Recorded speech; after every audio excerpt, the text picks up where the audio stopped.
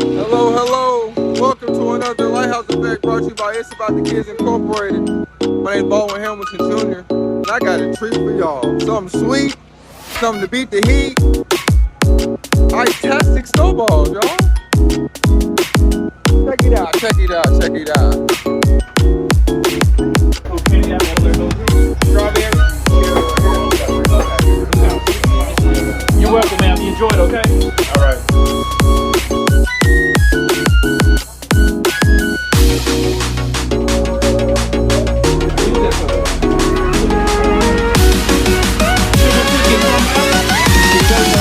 Enjoy it.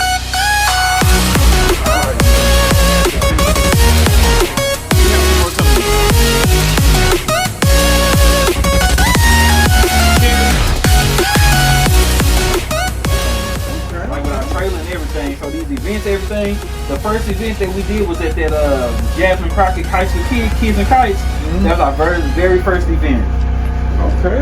That was out the gate. That's our very first event on the ground. And y'all been jumping. We've been jumping ever since. So yeah. Amen.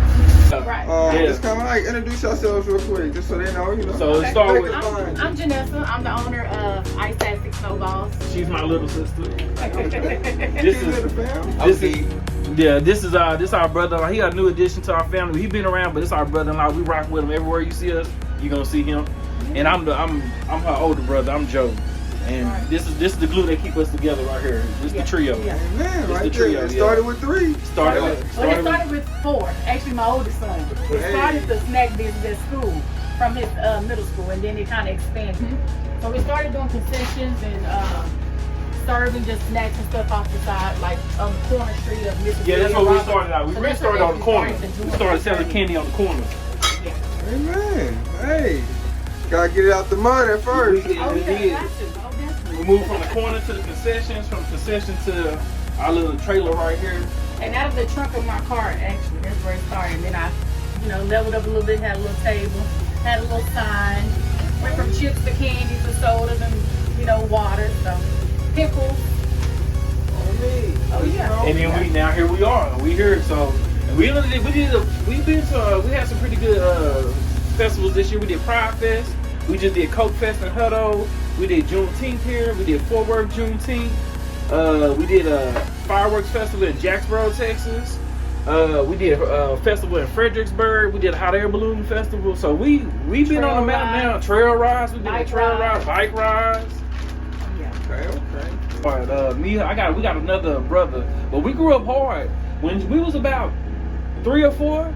She got shot in the head in a drive-by. Somebody walked up on the house. I was shot at 8. I was shot at 8. Okay, at 8. So they walked up to the house, shot the whole house up. The bullet came in here, came out there. So when we hit the floor, I'm looking at it and I'm like, oh, you bleeding. So blood coming everywhere. So that's before we were even teenagers. Right. You know what I'm saying? So then my brother, he got a little bit of trouble. So we grew up hard. But so family to us is everything. That's the fabric of life for us, because we didn't have nobody for a long time. For a long time. Coming from a family of domestic violence and drugs and gangs, everything. Yeah, we grew up rough. Y'all from Fort Worth. We're from Fort Worth, yeah, from south side of Fort Worth. Every interviewer that you do right about now, from like you got Charleston, right? You got a lot of people that mention Fort Worth. That area that they from, we from. So Charleston, like Yo, all them type of people that's not the Fort Worth that put it on the map for, well, I ain't gonna say necessarily negative, but Fort Worth on the map, we from that area. So that's our stomping ground, just like everybody else. It's just to show that you can overcome where you're from. Do not, be sustained to where the environment that you're from. Especially when social media and just like the power and influence of the internet. Like you can get outside of your environment with. You can, and outside your body. Yeah, it took college to get me outside my environment. So like you said, you a Sigma. I went to college. That's my escape ticket. I have a counselor that believed in me, and he said, "Man, I want you to go to college." At the time, I wasn't gonna go, but I ended up getting a scholarship just because I kept my grades up. But don't get me wrong, I wasn't no ideal high school student. I just know how to pay attention sometimes. Yeah. So but that was my ticket to college. I went to college, and that changed my whole life. That changed my whole entire life. That was my escape out, and from there, I put my straps on my boots, and I took my family through the mud. I brought us all out. I took us all out. Right. I took her out. I got an older brother who he did 18 years. He came home. He had a house to come to. He had a car. He had a job. You know, my mom and my daddy, they messed up when we was little, but I never let that deter us from having something. I put them boots on. I wore them, and I drug us out that mud. You know what I'm saying? But she supported me the whole way. Absolutely. And it's just, it warms my heart to be able to just, you know, share this story, as well as just bring some positivity to somebody else's life as well. Right. Because like, y'all, this is inspiration. This is And I even went so much to move back to our neighborhood to revitalize the neighborhood. So my house was actually built downtown Sundance Square. So one of the Habitat for Humanity homes. Just to give back, not because I don't want to go back because I'm ashamed, but just to show that, hey, it doesn't matter what you go through, where you come from, you can still overcome. Sure, right. She worked for the post office. I'm an engineer for the state. Absolutely. So like I said, we came from hard times, but we didn't. She don't have a whole bunch of kids running around with a whole bunch of fathers.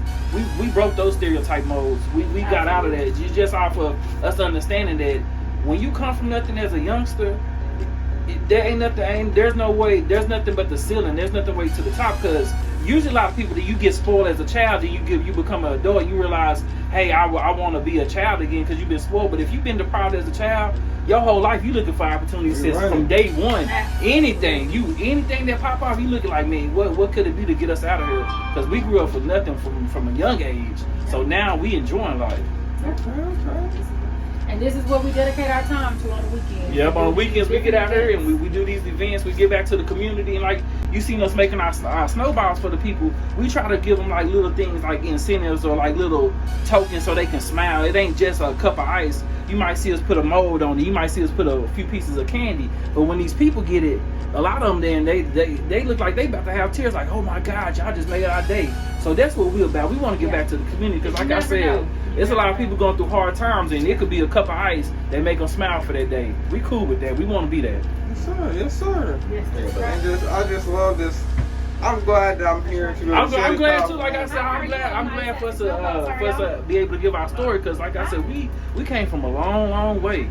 You know, my parents, they were on drugs. They gave us up when we were 3. I didn't see my daddy. I didn't see my mom until I was about 10 years old. I didn't see my dad until I was about 12. You know what I'm saying? So you grow up with a whole bunch of those circumstances. Life is hard, man. It's real hard. Thank you very much, sir. But this is worth it. This is like the icing on the cake for us now, because we doing things now. Yeah, we doing things. We see you. We definitely we doing things.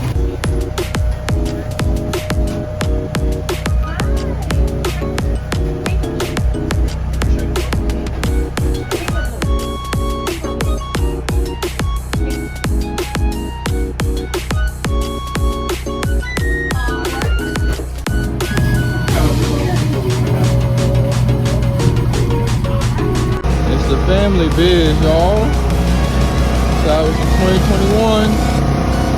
First event we met them at was